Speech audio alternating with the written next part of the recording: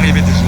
Oh mais cette configuration avec les pots chromés, je signe direct. À mon avis, vu la taille des sorties, je pense qu'il les a changés. Et l'intérieur est en finition Alcantara. Cuir rouge comme ceci. Il a osé, c'est sympa. Je me suis retourné pile à temps. Ah, comment ça va? Bonjour à toutes et à tous, bienvenue sur Warren, j'espère que vous allez bien, j'espère que tout se passe bien pour vous. Aujourd'hui nous sommes de retour chez les milliardaires, c'est l'hiver, c'est la Saint-Valentin, joyeuse Saint-Valentin à toutes et à tous. Nous sommes de retour dans la principauté de Monaco, comme vous pouvez le constater derrière moi, avec le faucon maltais et les trois mâts ici. Je sais que vous êtes généralement extrêmement satisfait des vidéos car spotting à Monaco. Je reçois de plus en plus de commentaires, merci à vous, merci pour tout votre soutien. La chaîne commence à prendre de plus en plus. Alors la particularité de cette vidéo, c'est qu'aujourd'hui je vais faire absolument tout Monaco. Je ne vais pas me limiter qu'à la place du casino ou qu'à l'hôtel de Paris. On va aller vraiment voir un maximum d'endroits. Bien évidemment, je vais essayer de répartir ça sur plusieurs vidéos. Je ne vais pas pouvoir tout faire en une seule vidéo, comprenez-le. Avant toute chose, si vous m'avez récemment découvert et que ce n'est pas encore fait, pensez à vous abonner, c'est très important. J'ai besoin de ça, vous avez juste à cliquer en bas à droite. Je vous affiche également mon Instagram si vous êtes intéressé,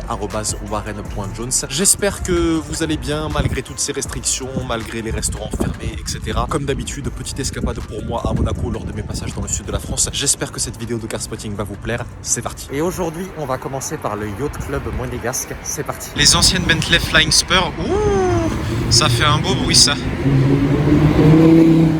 Audi R8 V10. Même moteur que celui de la Huracan, très très joli son. Ici, voilà, voiture de chauffeur en plaque anglaise, donc avec un volant à droite. L'intérieur est très mignon. On va retrouver un intérieur crème comme ceci. Regardez le volant. Magnifique la console de cette Flying Spur. Ici, ça, je dirais que c'est la prédécesseur des Jaguar XJ. Ouais, une couleur intéressante, intérieur crème. Pareil, volant à droite également. Très longtemps que j'en avais pas vu une Maserati Quattroporte, les anciennes, donc les 5e génération, puisqu'il y a eu la 6e apparue en 2013. Celle-ci était propulsée par le V8 4 litres 2 en provenance de chez Ferrari. 400 chevaux dans une couleur absolument divine. J'aime beaucoup les couleurs bordeaux comme ceci. Rappel du Maserati avec un très long capot sur l'avant, avec des feux un petit peu anciens. Une calandre qui a été ensuite très retravaillée avec le trident au niveau de l'avant. Et regardez l'intérieur, intérieur crème. Encore un intérieur crème. Je sais pas combien d'intérieur crème on aura vu aujourd'hui, mais voilà. Bordeaux avec le rappel du Quattroporte ici à ce niveau-là. Vitre arrière teintée évidemment. Des jantes, bon, pas très esthétiques, mais qui ont ensuite été retravaillées par la suite. Qu'est-ce qu'on a là ici? Porsche 991 Turbo S et Alfa Romeo Giulia. Voici l'arrière de cette Quattroporte, donc avec les logos de l'automobile et du Yacht Club. On va avoir deux sorties d'échappement de chaque côté, avec un volant qui est également tout bordeaux comme ceci, avec un frein à main mécanique. Les intérieurs des anciennes Maserati, ils sont divins. J'affectionne particulièrement la Gran Turismo, même si celle-ci c'est une Quattroporte. Je trouve qu'ils ont tué les intérieurs Maserati. Les anciens intérieurs sont beaucoup plus beaux. Regardez ça. Ancienne Quattroporte sur le départ, avec en combo une SVJ qui arrive là-bas, que j'avais jamais vu à Monaco avant celle-ci. Ici nous avons les anciennes Panamera 4S noires. Intéressant. Toujours du côté du Yacht Club, on a un Bentayga noir à ce niveau-là. Ici on a une Ferrari Portofino qui est dans une couleur un petit peu plus claire que le noir précédent. Là, on avait un Gebrabus 700, il faisait un bruit, je l'ai entendu arriver depuis l'autre bout du tunnel. Les jantes grises, freins céramiques et des étriers Brembo rouges, très intéressant. Par contre, regardez l'intérieur de cette Portofino. Cuir rouge comme ceci. Il a osé, c'est sympa. Ça, je veux essayer. Alors ça. 488 Spider, blanche, dommage. Blanc un petit peu terne. Ah, par contre, il a pas les bonnes jantes. Ces jantes-là, j'aime pas du tout sur la 488 Spider, mais c'est pas grave. Console en aluminium et du noir au niveau des sièges. Donc K88 Spider, vous connaissez, un V8 biturbo, 670 chevaux. Dommage qu'elle n'ait pas un intérieur qui vienne un peu plus la mettre en valeur. C'est dommage. Sortie d'échappement chromée comme ceci, avec le feu arrière inspiré des Formule 1. Assez rare, AMG GTC Roadster.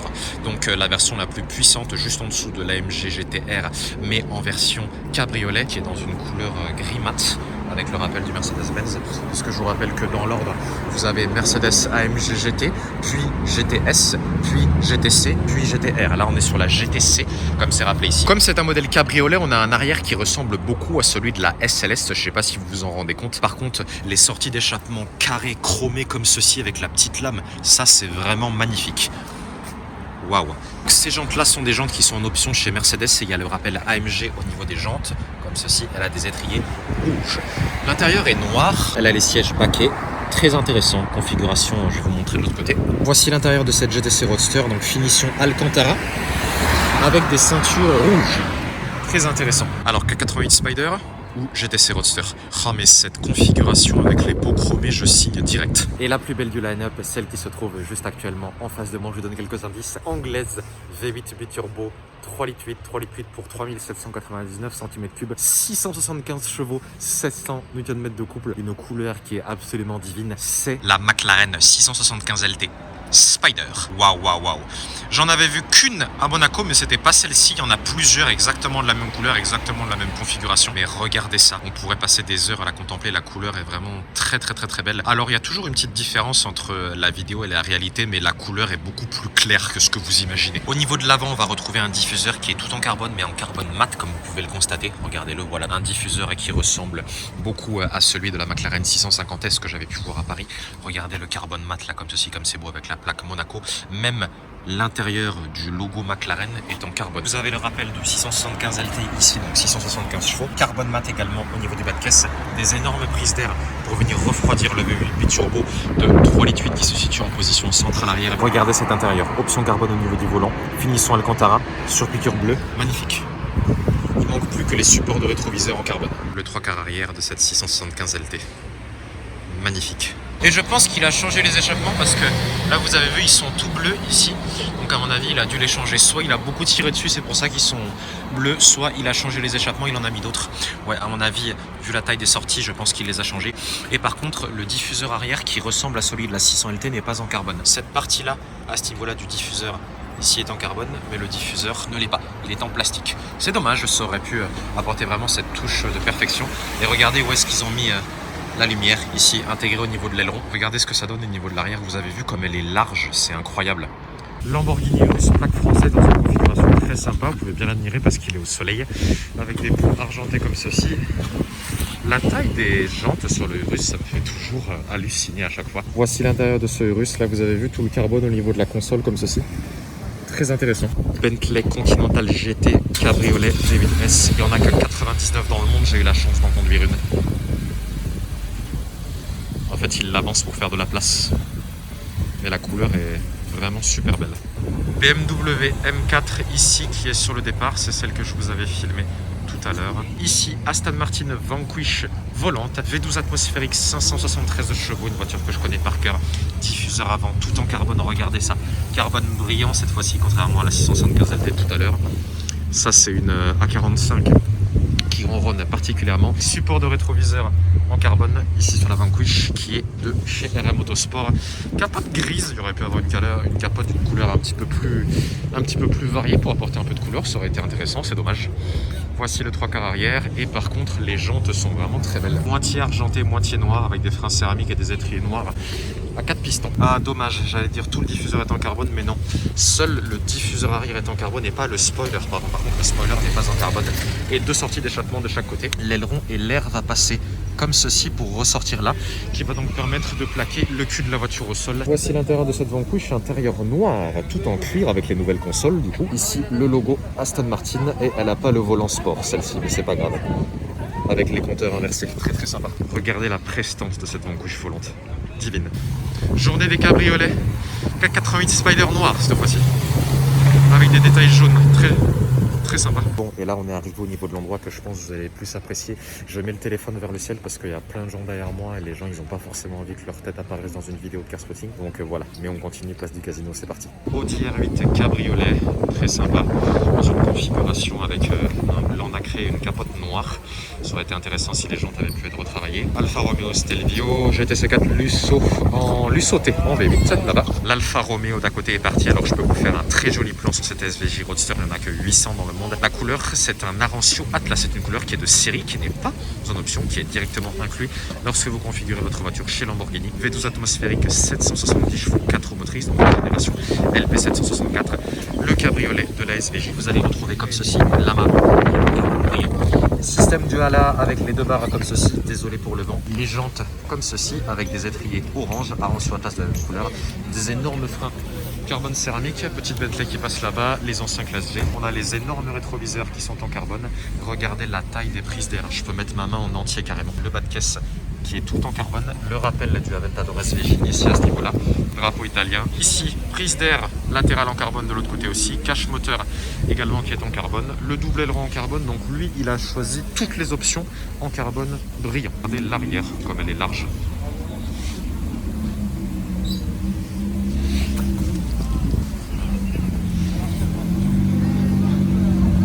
Et là, il y a une autre SVJ Roadster. Je ne sais pas s'il va au casino. On va voir. Si. Quand une SVJ Roadster en cache une autre en plaque Luxembourg, celle-ci.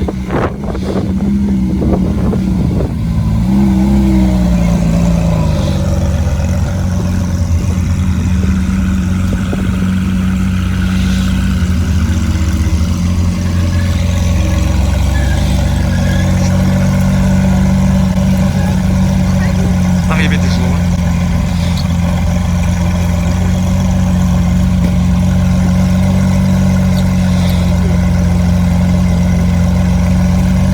Écoutez le ronronnement. Et elle a à l'intérieur Alcantara rouge. Et ici, il y a une F8 Tributo noire qui a débarqué. F8 Tributo noir, 812 Superfast, SVJ Roadster, je crois qu'on ne pouvait pas rêver mieux. Lui, il vient tout cacher en fait. Maintenant, il y en aura deux, l'une à côté de l'autre. Ils essayent de bien les aligner.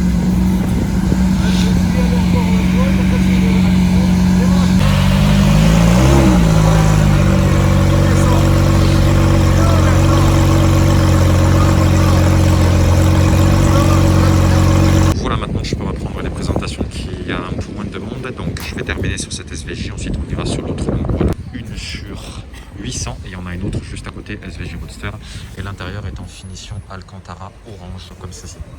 Regardez ce que ça donne. Voilà, donc c'est un modèle cabriolet. Celle-ci a le rappel du SVJ, donc SV en noir et le J en jaune.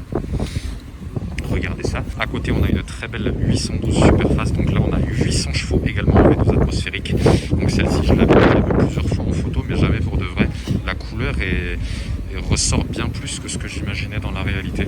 Les arrières en noir a été teinté. Vous avez les deux sorties d'échappement entourées, donc contour d'échappement en carbone. Ça par contre, ça a été peint, c'est assez rare de voir ça sur les 810. Regardez l'intérieur. Intérieur bleu. C'est rare d'avoir avec les chevaux jaunes comme ceci, c'est vraiment rare. Regardez cet intérieur sur la 810. On a des jantes noires mat avec des étriers Brembo jaunes. On a les ailettes latérales là, qui sont en carbone. Et également tout ce niveau-là est en carbone et elle a des liserés jaunes. Vous avez vu sur la carrosserie, c'est assez rare de voir des liserés.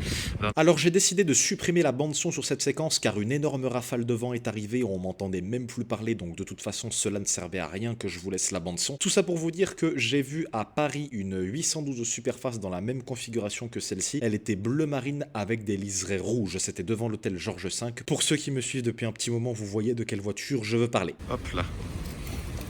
Les feux ici, les ailettes sur le côté, le toit comme ceci est en carbone et je vais difficilement vous montrer l'intérieur comme elle n'est pas décapotée, mais c'est en Alcantara noir avec des surpiqûres rouges et en fait elle a exactement la même configuration que l'autre, sauf que celle-ci est jaune, l'autre est orange et elle a également le carbone brillant au niveau des sorties, le double aileron en carbone à ce niveau-là et le diffuseur pareil qui est tout en carbone comme ceci avec, ah vous avez vu la plaque SV5001. Pourquoi avoir une SVJ Roadster quand on peut en avoir deux?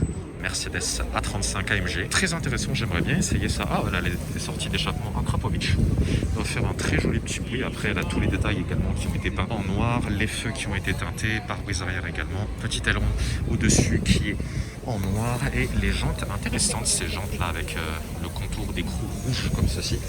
Intéressant, petite A35 AMG. On a la Rolls-Royce Wraith de The Satin Crew, j'avais fait un road trip avec eux, je les ai suivis tout le long du trajet quasiment pour aller à Monaco.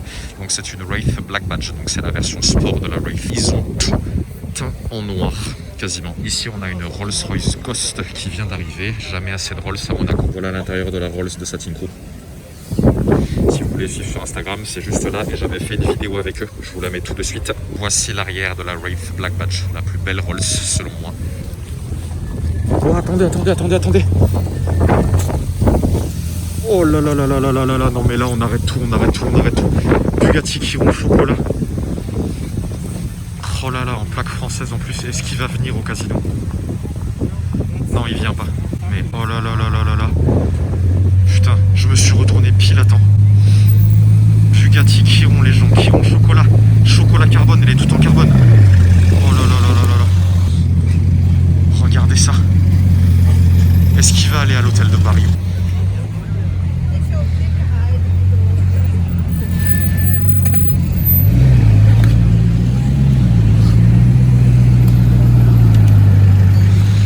Et Bentley ici. Donc bon, désolé d'avoir couru, les plans seront pas forcément très nets sur la vidéo, mais je m'attendais absolument pas à voir cette Chiron. Je l'avais déjà vu dans une vidéo d'un youtubeur que je regarde, un youtubeur américain, mais là, la voir pour de vrai, mais je m'y attendais tellement pas. Plaque française, toute la carrosserie de la voiture était en carbone marron, ça coûte une fortune. Donc très content d'avoir vu ça, j'espère que ça vous a plu. Allez, on continue. Pour terminer avec la Rolls, c'est une Black Badge parce qu'il y a 3 sorties d'échappement de chaque côté en fait. Voilà, Continental GT Speed de première génération, je m'attarde pas trop dessus. C43 AMG Cabriolet, configuration intéressante. Une autre Continental GT Speed de première génération en plaque Gibraltar, tiens, c'est assez rare. Et ici, on a un Bentayga en V8. Voilà, c'est terminé pour aujourd'hui. J'espère que cette vidéo car spotting sur Monaco vous a plu. Bien évidemment, si vous voulez voir les prochaines vidéos qui vont arriver, n'oubliez pas de vous abonner. Vous avez juste à cliquer en bas à droite, ce sera la meilleure façon pour vous de me remercier. Franchement, je ne pouvais pas rêver d'un plus beau cadeau d'anniversaire avec tout ce qu'on a vu. Le départ des SVJ Roadster, Bugatti Chiron, c'était hallucinant. J'espère que ça vous a plu. D'autres vidéos car spotting vont arriver puisque je vais les séparer en plusieurs parties. Merci à vous d'avoir regardé et je vous dis à très bientôt et prenez soin de vous. Allez, à bientôt la famille. Ciao.